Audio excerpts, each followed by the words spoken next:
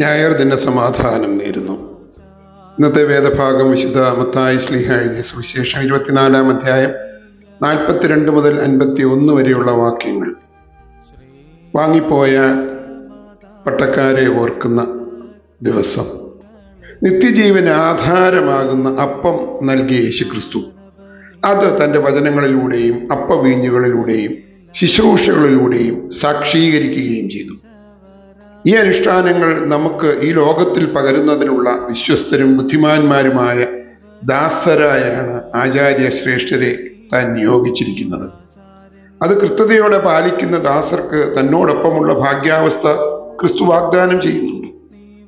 വീണ്ടും ആദ്യ ആദാമിനെ പോലെ ദൈവത്തോടൊപ്പം കഴിയാനുള്ള ആ സാധ്യത വാങ്ങിപ്പോയ എല്ലാ ശ്രേഷ്ഠാത്മാക്കൾക്കും സാധ്യമാവട്ടെ. ആചാര്യ ശ്രേഷ്ഠരുടെ സ്മരണാ ഞായറിൻ്റെ സമാധാനം നേർന്നുകൊണ്ട് തോമസ് പി ജോൺ. പാടിടും നാഥാസ്തുതിയൻ നവർ നിൻ